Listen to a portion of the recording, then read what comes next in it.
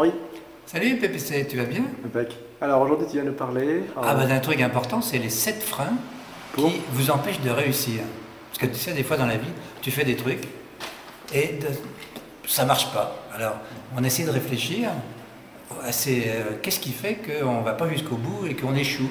D'accord, donc c'est les causes de l'échec en fait, c'est ça? Un peu. Donc, si vous faites l'inverse, vous êtes forcément obligé de réussir. Donc c'est une vidéo de la loose pour réussir. Voilà, exactement. D'accord, premier point Henri. Alors le premier point, c'est je me souviens plus, c'est le perfectionnisme. Ah. Alors le perfectionnisme, c'est quoi? C'est d'aller jusqu'au bout, parce que tu sais, on a été éduqué à l'école, peut mieux faire. Ah, c'est le driver soit parfait, c'est ça? Voilà, soit parfait, et du coup, on fait des efforts, mais ça ne sert à rien, parce que il faut être fluide. Et à force de faire des efforts, on se fatigue, puis finalement, on est culpabilisé, ça ne marche pas du tout. D'accord, donc il faut accepter la version bêta? Oui, exactement. D'accord. Mais qui ensuite s'améliore, de toute façon. Forcément, c'est le principe de la bêta. Deuxième point, c'est le pessimisme. Ah, j'y arriverai pas, c'est trop compliqué, etc. Donc, quelque part, on émet des mauvaises ondes, des bad vibes, Yeah. que les gens ressentent, et d'un seul coup, tout se met à être beaucoup plus difficile. Et finalement, eh bien, on a des échecs parce que on n'est pas dans le coup. On n'est pas dans le coup de l'optimisme. Ouais, de toute façon, un bon marketeur a toujours le sourire. Oui, c'est normal. Exactement. Merci. Le troisième point, c'est l'exagération. C'est-à-dire que tu exagères les obstacles, les difficultés, le budget, etc. Alors que tous ces obstacles sont faits pour être surmontés. D'accord. Et donc, à force de les exagérer, ils deviennent très gros. On arrive à les créer, et tu n'arrives plus à sauter 1,50 m. Pardon. Ensuite, c'est ce qu'on peut appeler la catégorisation. Alors ça, c'est un peu compliqué. 5, ouais. C'est de mettre des étiquettes sur des gens, sur des situations, etc., qui te freinent dans ton élan, parce que tu as un a priori, alors qu'en fait, les choses ne sont pas nommées. C'est-à-dire qu'il n'y a pas une étiquette sur ton front, sur mon front. C'est-à-dire que c'est toi qui mets cette étiquette, et tu es prisonnier de ton étiquette. Donc l'étiquette est quelque chose qui t'enferme, en fait. Exactement. D'accord.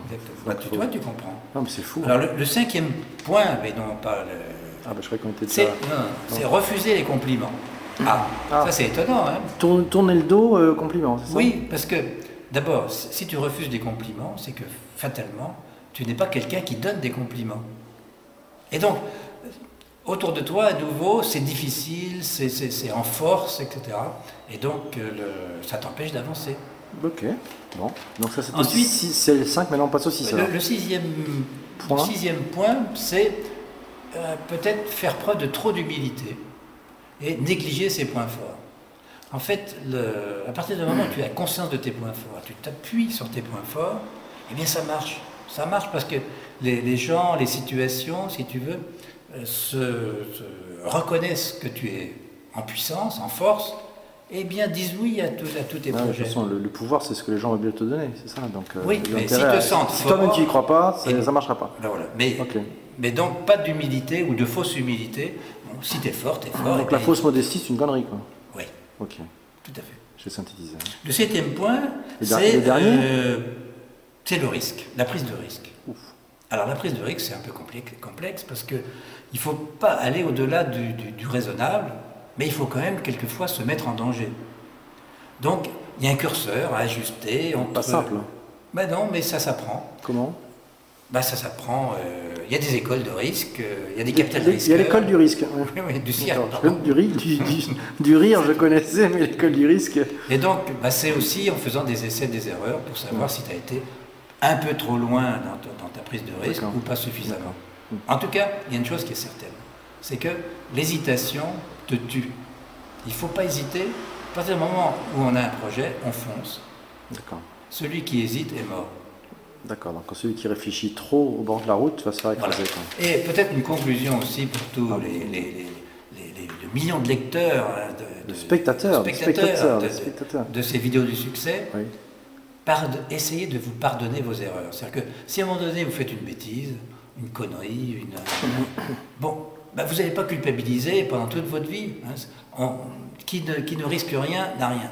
D'accord, donc il y a deux drivers. Celui qui ne fait rien. Il y a quand même deux drivers à faire sauter. Le premier, c'est le soit parfait. Et le second truc à éviter, c'est se reconnaître. Enfin, c'est pas éviter, c'est à faire, c'est reconnaître le droit à l'erreur. Ben voilà, est-ce que souvent toi tu reconnais ton droit à l'erreur? Je sais pas, je me souviens plus. Est-ce qu'il y a eu des erreurs dans cette vidéo? Plein. Combien? Plein? 7 forcément. Oh là là là. Bon, salut. Salut, ciao.